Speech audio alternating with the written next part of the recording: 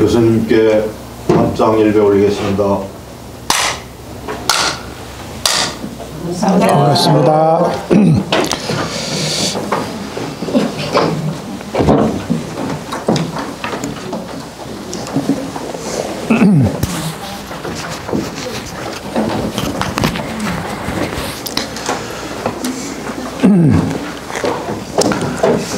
안녕하십니까. 오늘 또 이제 구경무화분 지난번에 조금 하다가 오늘 또 이어서 공부하도록 하겠습니다.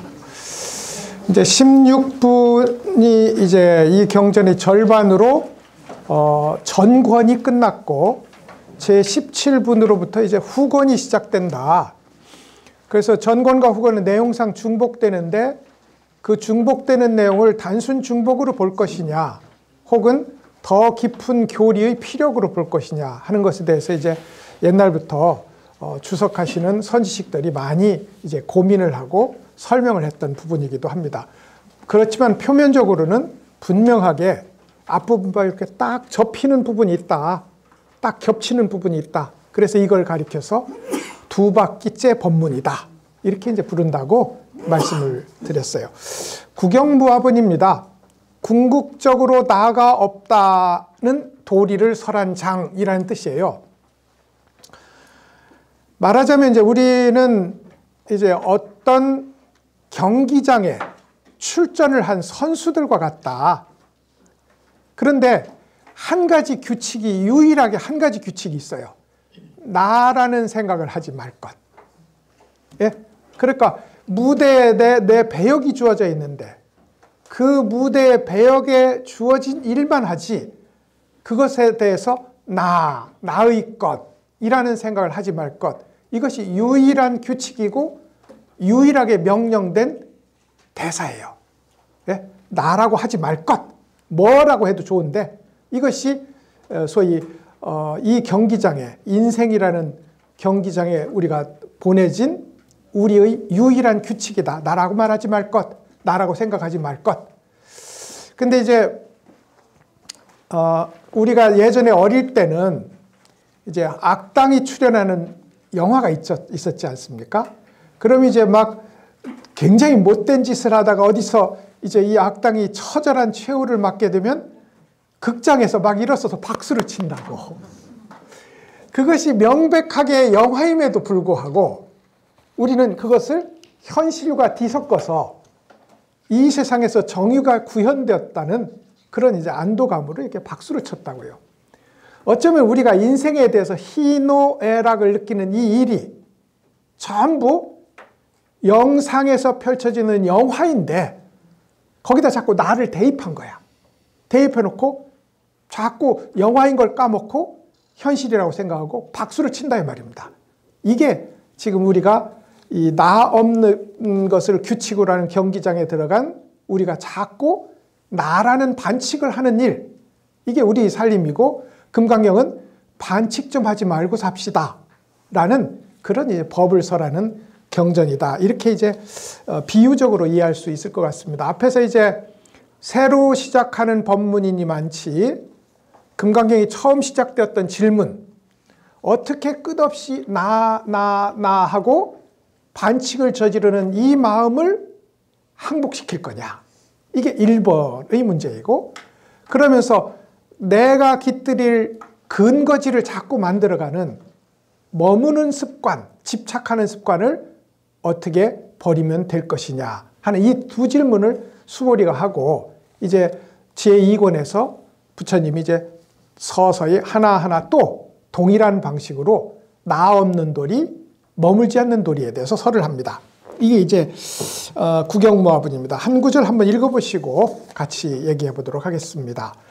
왜 그런가 하면 열애란 모든 법과 같다는 뜻이기 때문입니다. 만약 어떤 사람이 열애가 안욕따라 삼맥삼보리를 얻었다고 말한다 합시다. 그것은 진실한 말이 아닙니다. 수보리여, 부처님이 얻은 안욕따라 삼맥삼보리라는 법이 실제로 있는 것은 아닙니다. 이랬어요. 열애란 모든 법과 같다는 뜻이다. 제가 번역은 이렇게 해놨는데 실제로는 열애란 모든 법이 여여하다는 뜻입니다 라는 뜻을 품고 있어요. 모든 법이 여여하다는 뜻입니다. 이 무슨 말이냐면 모든 법은 우리 눈에 보이고 구체적, 추상적, 착함, 악함 모든 걸 포함하는 우리가 감지하는 모든 현상을 일체법이라고 합니다. 그러니까 이 우리 눈에 보이는 게 모두 법이에요. 법인데 그 법이 실제로는 천차만별이잖아요. 근데 그 천차만별이 모양을 따라 구분해보면 천차만별이지만 그 모양을 관통하는 하나의 품성으로 보면 본래 완전히 한결같이 동일하다 이겁니다. 뭐 흔히 우리가 비유를 들듯이 파도가 10,000,000가지 파도이지만 바다라는 점에 있어서는 완전히 동일하다. 그래서 제법은 파도이고 같다, 여의, 이려하다는 것은 바다라는 뜻입니다. 제법은 여러 가지 그릇이고 이려하다는 것은 황금으로 동일하다는 뜻입니다. 그러니까 우리도 이렇게 남녀노소로 다양하지만 부처라는 성분에 있어서는, 부처라는 본 신분에 있어서는 다름이 없다. 그래서 이려합니다. 그런데 이제 열애란 모든 법과 같이 되었다 혹은 모든 법이 여여하다는 뜻입니다. 이걸 지금 제가 설명을 드린 거거든요. 그러니까 우리는 이제 본질적으로는 이 세상도 여여하고 우리도 열애라야 되는데 이게 우리가 오다가 어디서 막혔어. 올랬잖아요. 오다가 진리가 이렇게 이제 바람처럼 우리를 몰고 왔는데 어느 시점에 우리가 막혔어요. 그게 뭐냐면 우리가 나를 세우는 순간 그로 인해서 모든 분별이 일어나요. 이 분별을 생각이라고 합니다. 이 분별이 생각이에요. 그러니까 나를 중심으로 한 생각이라는 장벽이 세워지는 순간 오다가 턱 막혀버렸어요. 못 왔어. 그래서 우리는 진여의 바람을 타고 왔는데 오다가 중간에 지금 중도 탈락하는 이제 그런 입장이 된 겁니다. 그런데 석가모니 열애는 그 진여의 물결을 타고 오는 일을 완수했어요. 그래서 열애라고 부른다는 겁니다. 이게 흥미로운 것이 이게 타타가타잖아요. 제가 여기도 아마 해놨을걸요. 타타 아가타의 이 합성어인데 타타라는 건 진여라는 뜻입니다. 모든 것이 부처다 이 말입니다. 모든 것이. 그런데 아가타는 그와 같이 오다는 뜻입니다. 성취했다는 뜻이에요. 우리가 모두 진여이면 틀림없지만 마치 더러운 진흙에 덮여있는 황금처럼 정체가 온전히 드러나지 못했다. 이게 중생이다. 그런데 진흙을 덮은 먼지가 티끌조차 없이 잘 씻어냈다. 이게 잘 온이다 이 말입니다. 그래서 이제 아가타, 잘 왔다. 진여와 같이 왔다 이 말이죠. 그래서 열애라는 것은 이런 뜻이다 이 말이죠. 열애란 모든 법이 이려하다, 여여하다, 변함없다는 뜻이다 이 말입니다. 변화무쌍한 법이지만 현실적으로는 본질적으로는 일체 한결같아서 변함이 없다. 이게 여의 뜻입니다. 보통 이제 움직이지 않는다고 해서 여여하다고도 표현하고요. 한결같다는 뜻에서 이려라고도 표현하고요. 그 다음에 진실하다고 해서 진여라고도 표현합니다. 핵심은 변함없음에 있어요. 이게 같을 여자이거든요. 같다는 뜻입니다. 이랬어요. 열애 시포는 아시잖아요. 열애 시포는 열애에게 헌정하는 10가지의 명칭이 됩니다. 그래서 이제 열애는 이제 진리와 같이 오셨다. 진리와 같은 몸이 되었다는 뜻이에요. 응공, 공양받으실 만하다. 정변지, 두루두루 알아서 모르는 영역이 없다. 이게 명행적 지혜와 실천이 완전히 충족되었다. 선서, 잘 가셨다. 잘 온 이는 잘 가는 거거든요. 안녕, 빠이빠이 이게 아니라 왔지만 온 것이 아니고, 왜? 파도가 일어났지만 실제로 바다는 움직이지 않았으니까요. 그래서 왔지만 온 것이 아니고 가지만 간 것이 아닌, 이것이 선서거든요. 그런데 이분은 세상살이 살림에도 잘 알아요. 그러니까 육법 전서도 잘 알고 세상의 천문지리도 잘 안다 이 말입니다. 그래서 실제로 티베트 불교 같은 데는 그런 걸 알아야 돼요. 세상의 논리, 의술 이런 것도 불교가 해야 될 공부에 속합니다. 의술. 그러니까 부처님은 대의왕으로서 모든 세간의 지식에도 해박하게 밝았다. 그래서 세간해라고 부릅니다. 참 이게 묘한 거예요. 하나의 도리를 알잖아요. 불법 도리를. 세상의 도리가 여기에 이슬처럼 다 묻어나와서 한 번 빨아들여지면 사라지지 않습니다. 그래서 이상하게 저렇게 박사도 아니시고 보면 책도 그렇게 많이 안 읽으시는데 말하는 것마다 정확해. 체험하셨잖아요. 그죠? 그것은 커다란 줄기를 스스로 갖고 있으면 작은 지식의 흐름들이 저절로 포섭되는 그런 성질이 있기 때문에 그렇습니다. 그래서 이제 세간의 모든 것을 잘 아시는 이 세간해라고 불러요. 부처님을 세간해. 그 다음에 이제 우리가 알고 있다시피 위 없는 스승 무상사, 스스로 잘 이기시니 조어장부, 그리고 하늘과 땅의 스승 천인사, 부처님 세존, 세상이 높으신 분, 이렇게 부른다는 10가지 이름이, 그 대표 이름이 열애입니다. 열애야말로 진리와 한 몸이 됐다는 뜻이니까 최고 명칭 중에 최고 명칭이에요. 그래서 부처님이 이제 고행도 하시고 선정도 닦으시고 그랬잖아요. 그러다가 이렇게 극단으로 나아가서는 도를 깨달을 수 없다 이러고 니련선화에 내려가서 목욕을 하시고 오다가 이제 소위 수자타가 주는 우유죽을 먹고, 그 말은 이제 육체에 대해서도 잘 보살펴주고, 그리고 가시나 바위에 앉는 게 아니라 푹신푹신한 길상초 위에 앉아서, 그걸 금강자라고 부르거든요. 금강자에 앉아서 도를 성취합니다. 왜냐하면 진리는 나를 관찰하는 것이 아니라 나를 내려놓고 맡기는 일이니까, 바람이 불면 풀처럼 움직이는 게 진리지 나 절대 안 움직여 하고 바람과 싸우는 것이 진리가 아니다 이 말이에요. 부처님의 이 행위가 보여준 것이. 그러니까 이제 그 부처님을 모시던 교진여 등을 포함한 5비구가 부처님을 무시하기 시작합니다. 부처님을 무슨 계율도 안 지키고 스스로 자기를 이기겠다고 해놓고는 고행을 멈추고 저렇게 우유죽을 먹고 몸을 씻고 하니, 그때는 몸 씻는 것도 사치였어요. 자기 일종의 몸 씻는 게 우리는 지금 굉장히 자기 부지런한 거지만, 그때는 수행자에게 몸 씻는 것은 저건 호화로운 일일 수도 있었다 이 말입니다. 목욕도 하고 우유죽도 먹으니 인정할 수 없다.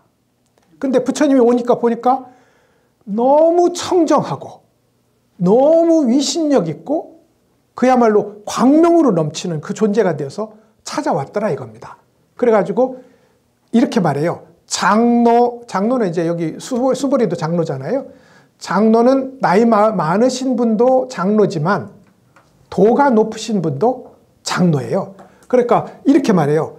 장로 고타마시여, 이리 와서 앉으십시오. 당신은 감로법을 성취했습니까? 어떻게 이렇게 청정하고 장엄한 빛을 내놓으십니까? 이렇게 묻는다고요. 그때 부처님이라면 이렇게 얘기합니다. 그대들은 나를 고타마라고 부르지 마라. 그대들은 나를 강경구라고 부르지, 그대들은 나를 김보살심이라고 부르지 마라 이 말입니다. 왜냐하면 나는 이미 고타마라는 존재의 개별성을 벗어났기 때문이다. 나는 이미 고타마라는 이름표를 떼었어요. 이름표를 떼고 진리와 같은 몸이 되었기 때문에 그대들은 나를 열애라고 불러야 된다. 이렇게 말합니다. 이렇게 여기에 대해서 논란은 많아요. 왜냐하면 열애는 어마어마한 존칭인데 부처님이 스스로 과연 나를 열애라고 부르라고 했을까라는 것에 대해서는 학술적으로 논의가 많습니다. 그렇지만 그것이 혹시 부처님 오만이 아닐까? 이런 얘기까지. 그렇지만 하여간 그 도리는 이렇다 이 말입니다. 이미 고타마는 없고 진리와 한 몸이 된 열애만이 남았다. 이게 부처님의 정체였거든요. 정체였다. 그러니까 부처님이 어떤 법을 설해도 고타마 1등 이게 없어지는 거니까 이게 없어지고 진리 1등. 진리는 원래 1등인데 뭐. 진리는 원래 옳은데 뭐. 진리 열애 옳음 이건 동일한 말이거든요. 그러므로 부처님에 대한 찬양이 안 되는 거예요. 진리에 대한 찬양일 뿐이지. 그래서 이제 열애에 대한 설명이 이렇게 됩니다. 근데 만약 어떤 사람이 열애가 안욕따라 삼맥삼보리를 얻었다고 말한다 합시다. 이게 말이 안 된다는 겁니다. 왜냐하면 열애는 깨달음을 얻는 고타마라는 존재성이 사라졌을 때 열애이거든요. 예? 나라는 존재성, 나라는 개별성이 사라지의 열애인데 안욕따라 삼맥삼보리를 얻었다면 고타마라는 그 사람이 나랑 다른 그 사람이 얻은 거잖아요. 그런 의미에서 열애가 안욕따라 삼맥삼보리를 얻었다고 한다면 그것은 진실한 말이 아니고 거짓된 말이고 삿된 말입니다. 이렇게 말하는 거예요. 수보리여 부처님이 얻은 안욕따라 삼맥삼보리라는 법이 실제로 있는 것은 아닙니다. 왜냐하면 제법 여의이기 때문에 온 세상의 현상들이 다 불법인데 부처님은 온 세상의 모든 법 중에 어떤 법을 얻었을까? 따로 이것은 안욕따라 삼맥삼보리, 이것은 안욕따라 삼맥삼보리 아님이라고 나눈다면 이미 법이 아닌 거예요. 말하자면 물속에 있어요, 우리가 이미. 근데 물속에 있는데 열애가 입을 벌려서 물을 한 모금 마셨다 해서 열애가 물을 얻었다 라고 못하는 거죠. 이미 물속에 있었으니까요. 그래서 안욕따라 삼맥삼보리 법이 실제로 있는 것은 아닙니다. 그 말은 없다는 뜻이 아니에요. 없다는 뜻이 아니라 따로 있지 않습니다. 따로 있지 않습니다. 그런 뜻이에요. 그래서 이제 부처가 되면 나라는 개인적 존재는 없다.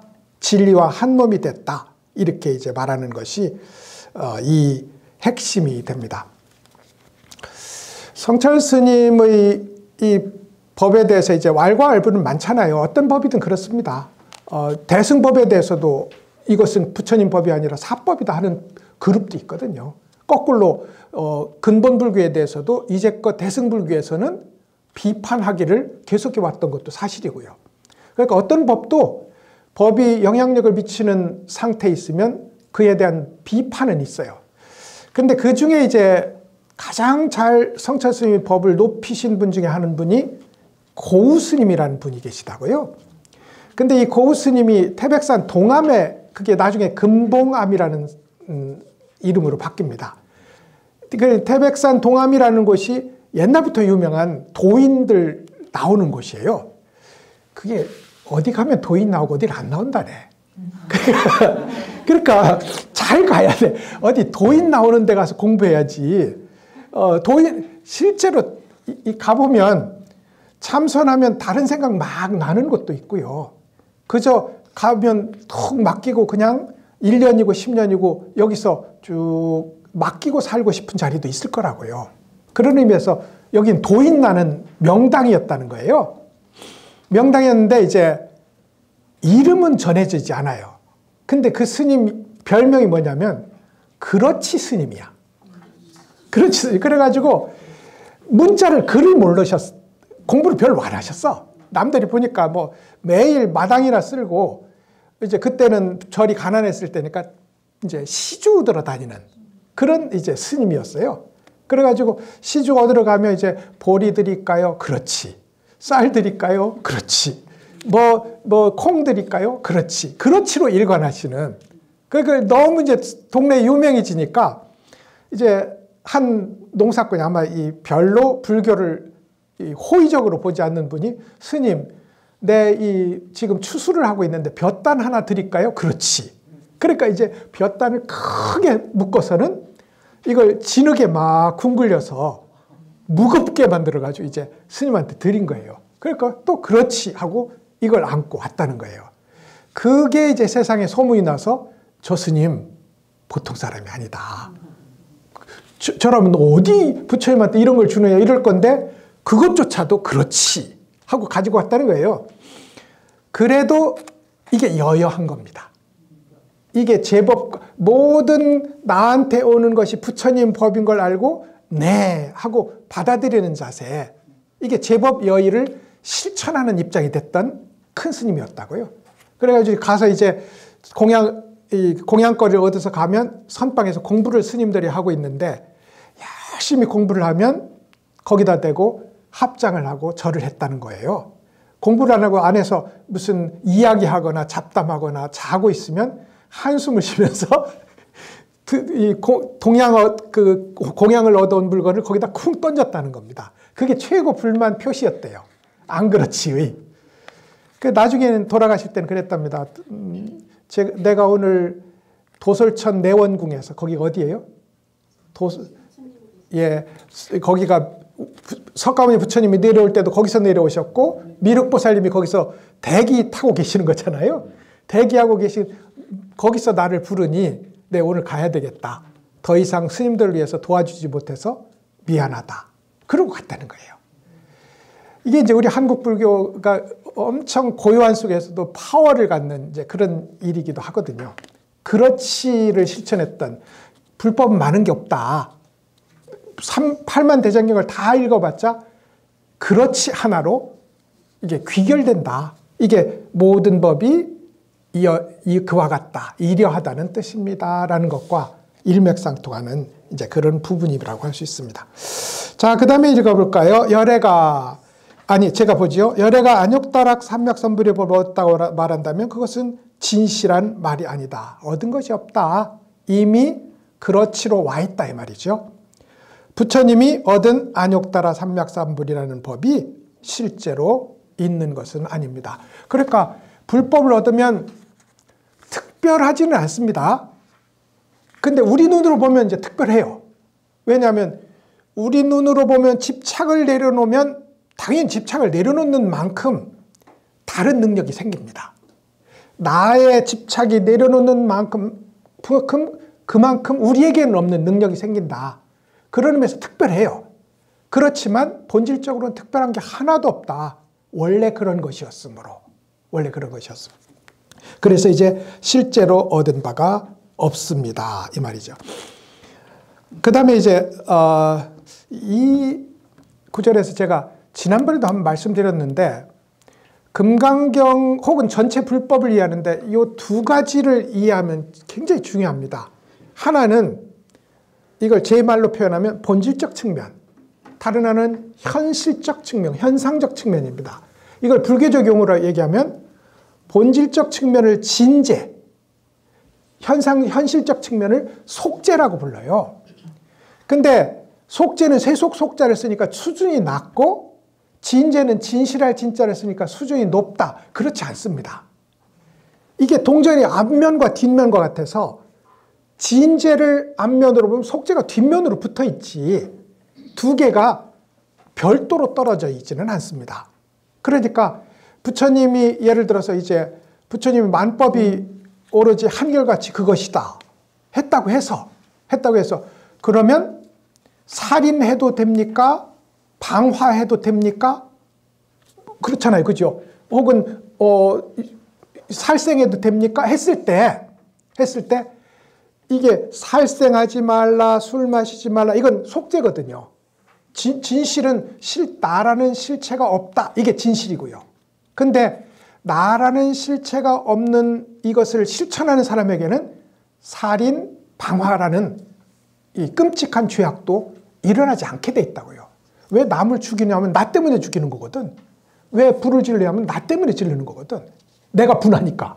그런 의미에서 이제 부처님이 얻은 삼맥삼불이라는 법이 따로 없다. 이렇게 됩니다. 그래서 진재 속죄입니다. 공만 있는 것도 아니고 우리 눈앞에 보이는 진실한 모습이라는 것은 방편적으로 늘 우리에게 유효하다. 이겁니다. 그 얘기를 뒤에 할 거예요. 읽어보시죠. 수보리여, 열애가 얻은 안욕다라 삼맥삼불이라는 것에는 실제하는 것도 없지만 텅 비어 아무것도 없는 것도 아닙니다. 그래서 열애는 모든 법이 부처의 법이라고 말하는 것입니다. 수보리여, 모든 법이라 말했지만 모든 법이 아닙니다. 그래서 모든 법이라 하는 것입니다. 자, 보시지요. 이 말 나올 때마다 헷갈리지만 굉장히 명백하고 단순한 얘기다. 물론 이제 알고 나야 되는 얘기지만요. 안욕따라 삼백삼불이라는 것에는 실제하는 것도 없고 텅 비어 아무것도 없는 것도 아니다. 무실무허, 실제도 아니고 허무도 아니다 이겁니다. 실제도 아니고 허무도 아니다. 이 불법이라는 것은, 안욕따라 삼맥삼불이라는 것은, 그러니까 제가 아까 진제속죄라고 했는데 본질적으로 보면 우리는 이런 이름 이런 모양으로 여기 존재하지만 본질적으로는 영원히 고정되어 있는 것이 아니므로, 공은 그런 거예요. 없다는 뜻이 아닙니다. 영원히 고정되어서 홀로 존재하는 절대적 실체가 아니다. 이게 공입니다. 그러니까 얘는 시간이 지나든 지금 당장이든 실체가 아니거든요. 그렇지 않습니까? 그죠? 그러면 마음은 우리 사랑 영원하리. 어디 가면 열쇠 묶어놓고 거기다 다 써놨더만 그 열쇠 가지고 나중에 그거 없애러 가는 사람 많습니다. 영원할 수가 없는 거예요. 그죠? 아니, 하물며 하나의 국가, 민족 또한 영원할 수 없어요. 그럼요. 지구도 영원할 수 없어요. 그런데 우리 개인이 이런 모양, 이런 마음을 가진 이 존재가 영원할 수 없다. 그런 의미에서 공이다 이 말입니다. 시간을 대입하든 아니면 지금 당장도 그래요. 지금 당장 내 마음 나도 모르는데 뭐. 내 몸 나도 모르는데 뭐 이따 1초 뒤에 혹은 지금 당장도 여기에 공기가 숭숭숭 통하고 있잖아요. 이 허술한 조직을. 그러면서 실체가 아니다. 이게 공입니다. 그렇지만 엄연히 이런 조건에 의해서 우리가 이 모양 저 모양으로 존재하잖아요. 이 이름 저 이름으로 존재하잖아요. 이건 인연법입니다. 그래서 본질로 보면 실체가 없고 이게 성공이에요. 인연으로는 사물이 이렇게 늘 일어나 있습니다. 그래서 연기와 성공은 한 몸입니다. 반야가 왜 대승불교와 근본불교를 연결하는 달이냐면 근본불교가 연기를 말하잖아요. 근데 연기는 결국은 본질은 공하다에 돌아갑니다. 근데 본질은 공하다는 입장에서 다시 이 세상으로 돌아오면 매번 끝없이 만사만물이 일어나고 소멸하고 일어나고 소멸하고 있잖아요. 그것을 관통하는 하나의 움직임이 있다고요. 안욕따라 삼맥삼불이. 그런 의미에서 이 법은 공도 아니고 허무도 아니고 실제도 아니다.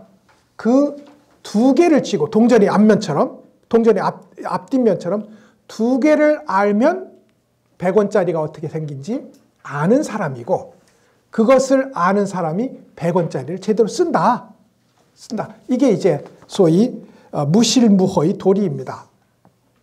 도리만 알아서는 안 돼요. 우리 스스로 그 도리를 실천하는 경기 규칙을 준수하는 소위 모범 배우가 돼야지 법칙만 아는 것 가지고는 이제 얘기는 해결이 되지 않는다. 이게 이런 것이고요. 그래서 열애는 모든 법이 부처의 법이라고 말한 것입니다. 이랬어요.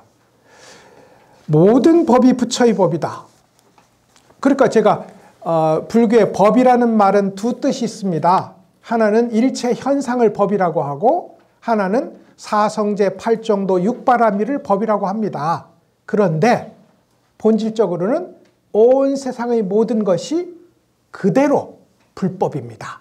이렇게 된 거예요. 그래서 만법이 모든 법이 부처의 법이라고 말하는 것입니다. 이랬어요. 그러니까 수보리여 모든 법이라 말했지만 모든 법이 아닙니다. 부처님이 인연 있는 중생들을 위해서 나에 대해서 고집하면 내가 빈 도리를 말하고 법에 대해서 고집하면 법에 실체가 없는 도리를 말하고 분노를 잘 일으키는 사람에게는 분노의 성품에 대해서 말하고 이렇게 끝없이 사람에 따라서 84,000가지 법을 설해요. 그런데 이제 그럼 84,001가지는요. 아니 진짜 진지하게 84,000 법문이라고 하면 84,000가지에 포함되는 한 가지가 있을 수 있잖아요. 예? 그럼 그 한 가지는 법이 아니냐? 그것도 법인데 부처님이 소위 인연에 따라서 방편에 따라서 중생들에게 이렇게 가면 좋습니다. 어떤 사람은 성큼성큼 잘 걸음으로 바로 여기서 훌쩍 건너뛰면 됩니다. 어떤 사람이 나이가 한 70쯤 돼서 조금씩 걸음으로 요로 이렇게 돌아가시면 됩니다. 어떤 사람한테는 지금 훌쩍 건너뛰세요. 어떤 사람에게는 저렇게 돌아서 가세요. 이게 불법이거든요. 그러면 저렇게 돌아서 가세요가 옳다고 하는 사람, 이렇게 훌쩍 뛰는 것이 옳다고 하는 사람이 둘이 부딪히면 그건 논쟁이지 불교의 불법을 아는 사람이 아니다.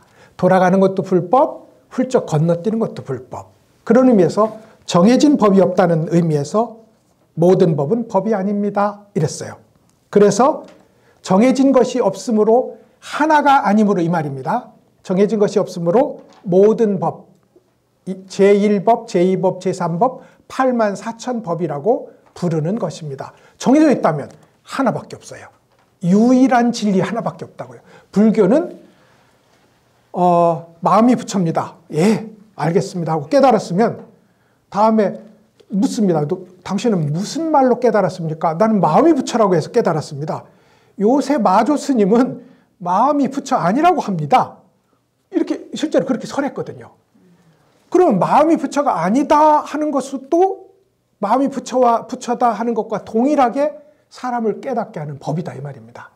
개에게 불성이 없다도 진리이고 개에게 불성이 있다 하는 것도 진리라고요. 왜? 상황과 인연의 현장이 다르므로 그 상황, 그 인연의 현장에서 자아에 대한 집착, 진리에 대한 집착을 내려놓도록 하는 말은 모두 진리다.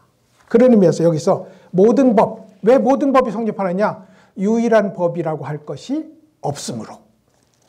이게 그렇게 기가 막힌 얘기가 되는 거죠. 만약에 우리가 유일한 법이 진리다, 공이 진리다 하면 잘 죽어야 돼요. 그죠? 잘 죽어야 돼요. 그런데 우리 불교는 잘 죽는 일인 동시에 잘 사는 일이기도 합니다. 잘 죽는 일만 불교가 아니에요. 그래가지고 예전에 물구나무 서서 죽은 스님이 있다죠. 우리도 지금 누가 이렇게 말해봤자 어디서 이렇게 앉아서 돌아가셨대더라 이러면 갑자기 그 스님에 대해서 저도 그랬어요. 토함산 이 석굴암에 어떤 이름도 없는 스님이 연불만 하다 돌아가셨는데 앉아서 돌아가셨다는 거예요. 그래가지고 와, 그 스님이 어떻게 그렇게 공부를 하셨길래 하고서 어떤 선원장 스님에게 여쭤봤어요. 그 스님 그래 어떻게 그렇게 공부를 열심히 하셨길래. 그러니까 선원장 스님이 그렇게 말하는 거예요. 몰라. 연불 열심히 했겠지 뭐. 근데 앉아서 죽는 거하고 누워서 죽는 거하고 무슨 차이가 있다고 그래? 그 선원장 스님이 그렇게 말하는 거라. 근데 이제 실제로 우리한테는 앉아서 죽으면 엄청 훌륭한 거잖아요. 물구나무 서서 죽으면 더 훌륭한 거지. 그래 등은봉 스님이라는 분이 돌아가실 때 그랬어요. 야, 이제까지 앉아서 죽은 사람 많지요. 서서 죽은 사람은 그런 사람도 꽤 있습니다. 예를 들어서 우리 그 해월 스님 우리 당감동에 서남사에 그분은 소나무 방울을 자루에 담아서 지고 일어나다가 돌아가셨다는 거거든. 근데 이제 그러면 나는 물구나무 서서 죽을랜다. 그리고 물구나무 서서 열반을 하셨는데 옷자락도 거꾸로 내려가지 않았다는 거예요. 옷자락도. 그런데 그래가지고 이제 화장장에 갔는데 불편한 게 이것저것 많이 있었을 거 아닙니까? 그러니까 그 누이가 비구니 스님이었는데 오빠야 살아서도 그래 이상한 짓만 하더니 죽어서까지 꼭 그렇게 특별해야 되겠나? 에? 특별한 게 법이 아닌데 죽어서까지 그렇게 특별해야 되겠나 하고 푹 미니까 쿵 하고 넘어지더라는 겁니다. 왜냐하면 특별한 법 믿으면 이래야 돼. 특별해야 안욕따라 삼맥삼배로법이 정말 유일한 법이 있다면 다 같아야 돼요. 다 등봉스님처럼 거꾸로 돌아가시든지 앉기만 하면 세상을 다 보시든지 뭐가 있어야 되는데 그것과 상관없이 모든 현장에 바로 보는, 나를 내려놓는 진리의 실천이 있다. 그래서 등문부 스님은 돌아가셔도 결국은 나를 놨잖아요. 비록 누이가 거기다가 타박을 해서 넘어지긴 했지만 죽으면 넘어지는 거거든. 그런 의미에서 진리와 함께하는 일, 이건 내가 특별해지는 일이 아니다. 아니다. 그래서 우리 대승불법에서는 깨달은 이들이 그렇게 천진해져요. 절대로 특별해지고 권위 있어지고 멋있어지지 않고 앞에서 보면 아이고 저 정도는 나도 하겠네 이렇게 됩니다. 근데 돌아가 보면 안 되거든. 아이고 저렇게 누추하게, 저렇게 바보처럼, 저렇게 꾀죄죄하게. 근데 돌아와 보면 그 꾀죄죄함이 황금이거든요. 굉장히 우수하고 권위 넘치고 멋지다 하는 경우는 나중에 보면 위선일 가능성이 높아요. 특별하지 않다 이 말입니다. 이게 도를 깨달은 현장의 한 특징일 수도 있다 이거죠. 자, 그래서 이제 그 뒤에 보시죠. 일체법이 모두 법이라고 했습니다. 모든 법이라 했지만 모든 법이 아닙니다. 그래서 모든 법이라고 부르는 겁니다. 이 말은 부처님이 84,000 법문을 다 설했습니다. 근데 그것이 유일한 실체를 갖는 법은 아닙니다. 여기서 이 인연 때문에 이렇게 말했지만 저 인연이 되면 저렇게 말할 수도 있습니다. 사람 죽이지 말라, 생명 죽이지 말라 했지만 뒤에 가면 대승불교에서는 목이 잡기도 하거든요. 혹은 뜨거운 물 부으면 여기 생명체들이 죽어요. 근데 불 수도 있다고요. 그래서 이제 나중에 스님들이 개발한 게 뜨거운 물 부으면 틀림없이 누군가 죽거든. 그러니까 부으면서 발보리심 이렇게 왜냐하면 그럴 수 있다 이 말입니다. 절대로 죽이지 않겠다. 자인하교도처럼 그러면서 요만한 붓 같은 이 도구를 들고 다니면서 이렇게 쓸고 다닐 수 없는 거 아닙니까? 밟으면 요 밑에 누가 죽었어요. 누가 죽었어. 그런 의미에서 꼭 지켜야 되는 것. 이것이 아니다. 아니다. 법은 인연에 따라서 나를 내려놓는 자리. 그게 법이다. 이거죠. 이게 이제 아마 이야기가 될 것 같고 잠깐 5분 동안 뭐 헛 얘기를 하자면 그러니까 모든 법은 불법이다. 이 말은 참 우리 이 금강경의 전부이기도 합니다. 모든 법은 불법이다. 그런데 그러니까 이제 장사한테도 그렇게 물어요. 동박자라는 이가 그 사람은 자꾸 질문하는 거 보면 조금 바보인 것 같아.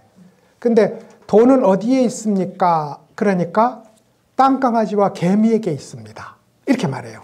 그러니까 그렇게 하찮은 미물에 있습니까? 그러니까 또 더 내려갑니다. 저 잡초와 피에도 있습니다. 벼처럼 생겼는데 벼 농사를 망치는 피라는 그 풀이 있어요. 피와 같이 생겼습니다. 그러니까 어떻게 더 낮은 걸 말씀하십니까? 그러니까 무생물에도 있어요. 이제 미물, 식물, 무생물로 내려갑니다. 벽돌과 기왓장에도 있습니다. 그러니까 정말 못 말리게 말이 과격해지시는군요. 그러니까 끝에 말해줄까요? 똥과 오줌에도 있습니다. 이랬어요. 모든 곳에 진리라는 거 있다. 이 소위 장자의 이 얘기는 모든 법이 불법이다 하는 것과 진배가 없다. 다만 나를 내려놓아야 그 말을 할 수 있지. 나를 집착하고 나서 자, 모든 법이 불법이니 오늘 술 한잔 합시다. 모든 법이 불법이니 내가 오늘 바람 피워야 되겠습니다. 모든 법이 불법이니 내가 오늘 뭐 한 놈 때려 죽이고 말겠습니다. 이건 아니다 이 말입니다. 나를 내려놓은 자리에서 보면 마치 명의가 유명한 의사가 보면 모든 풀이 약초예요. 유명한 의사가 정말로 능력 있는 의사가 보면 그것처럼 나를 내려놓고 나에 대한 집착으로부터 자유로워진 사람 입장에서 보면 세상 만사 만물이 불법 아닌 게 없는 거예요. 그런데 나가 있으면 분명히 더러워지는 법도 있고 청정해지는 법도 있습니다. 그래서 우리는 이걸 충분히 기억해야 돼요. 만사 만물이 모두 불법이다. 이걸 기억하되 이게 바탕입니다. 다만 우리에게는 해야 될 청정법과 하지 말아야 될 자변법이 따로 있다. 해야 될 청정한 법과 하지 말아야 될 오염된 법이 분명히 있어요. 분명히 있어. 그래서 저 스님은 왜 자꾸 고심정사에 와서 삼천배 하라는 거 집에서 하면 되지? 예, 집에서 할 수 있으면 하면 됩니다. 안 되지. 안 되지. 그런 의미에서 우리에게 스스로를 청정하게 하는 효과적인 길은 현실적 입장에서는 분명히 있어요. 본질적으로는 따로 있지 않습니다. 이게 이렇게 꼭 나눠서 생각하셔야 돼요. 그리고 이걸 융합하고 스스로 자동적으로 나오는 일을 가리켜서 깨달은 사람이라고 하고, 우리같이 억지로 불법에 청정과 오염이 따로 없는데 술 마신다 한들 무슨 상관이 있겠어? 악행을 저지른다 한들 무슨 상관이 있겠어? 이 말은 성립하지 않습니다. 이 말은 자기를 내려놓은 사람에게 성립하는 거지, 살인방화도 자성이 없으므로 우리에게 장애가 되지 않는다. 그건 나를 내려놔야 가능한 얘기다 이 말입니다. 그 얘기를 여기까지 해놓고요. 잠깐 쉬고 다음 얘기하겠습니다.